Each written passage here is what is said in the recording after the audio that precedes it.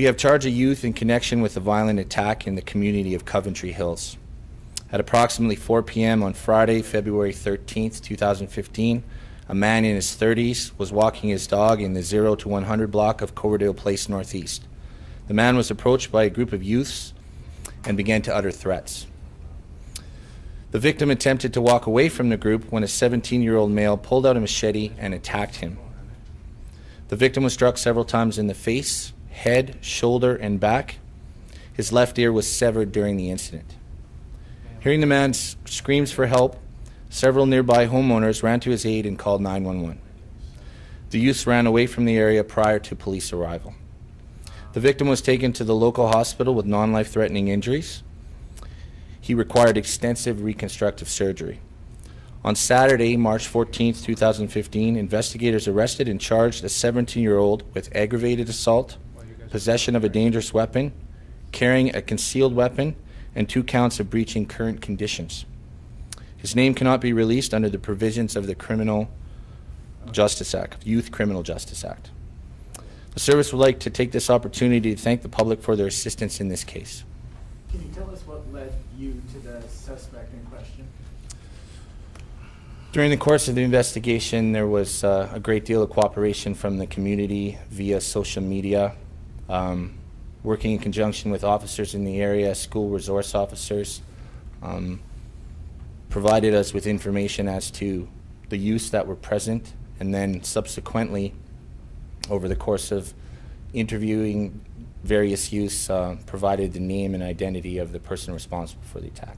Is the youth a boy or a girl? Due to the fact that the offender is under the Youth Criminal Justice Act, I can't provide information as to the offender's identity. Were they known to police before this attack? Was the offender known to police? Again, same answer as before, due to the fact that it's a young person. I can't divulge any of that information, unfortunately. Why not any charges against the others in the group? The course of the investigation revealed there wasn't enough evidence to provide any charges against anyone else except the offender. Several of the youths were cooperative during the investigation and provided witness statements to us.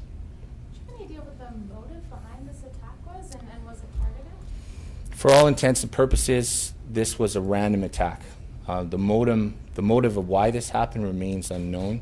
There is no clear reason to lead us to believe that there was a motive behind this. It appears that the victim was just at the wrong place at the wrong time.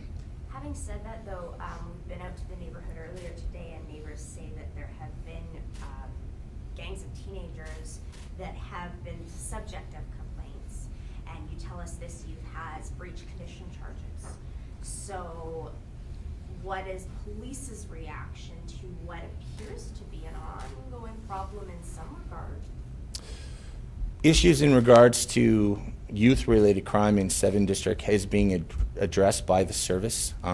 As I said earlier, I did receive a great deal of cooperation from the officers who worked in the area, school resource officers, community liaison officers, and the public itself. So it attests to a spike in crime. I cannot say. This investigation was standalone. I don't have any evidence to suggest that this wasn't random and that it was directly linked to a larger problem in the area. At what point does it go, though, from being a group of young people to a gang of young people? My investigation has no evidence to suggest this was gang-related. These were a group of young people that are known to each other and associate to each other, but there's no indication this was gang-related. How's the victim doing? Victim has not been back to work since the attack. The victim suffered extensive injuries to his face. He had to relearn how to speak to a certain extent. He had troubles speaking. He had complications after the attack that has brought him back into hospital several times. He's still under a great deal of pain. He does see his regular doctor on a consistent basis, so quite a very traumatic event for the victim. The victim is recovering. He's out of hospital, but he's still suffering from the effects of the attack. Can you speak to the exactly where this happened? Because there's an alleyway behind that Coverdale Place, near a sort of pedestrian connection or connector. Was it in the alleyway? Part of this occurred in the alleyway and the green space directly next to Coverdale Place and the houses that follow that cul-de-sac, if you will. Okay, now this was 4 o'clock on a Friday afternoon. School's out, lots of people around. We're told it's a very busy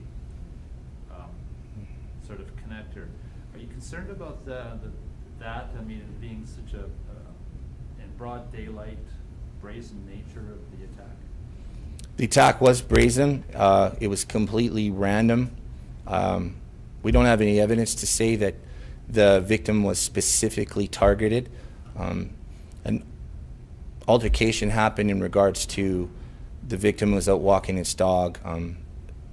Information suggests that one of the youths said something about the dog, an argument ensued, and then the offender chose at that time to attack the victim. So we don't have any concerns for the community residents in Coventry. This is a rare event. It's certainly not the norm, and it's random in nature. So nothing that would lead us to believe that there's an imminent risk to the members of the community. Did the suspect did he own the machete, or was it just lying around? Or, I mean, it seems like an odd weapon to carry. The suspect did have a machete on him. He was carrying the machete on him. Whether or not he owned it or where he obtained it, I can't say. Were there, besides this argument, were there threats made? I think you said there were threats. Can you speak to that? Information indicates that one of the youths made some threatening comments towards the victim's dog. The dog was not injured in any way. The dog is fine. That probably sparked this event, and then it cascaded into the attack. And the particularly violent nature of using a machete, I mean, that's concerning. It has to be concerning to residents. If people are walking around with those kinds of weapons, does that concern you?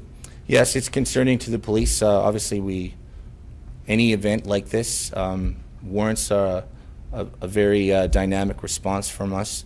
Hence the cooperation from the officers in 7, the SROs, the CLOs, various detectives working with the community.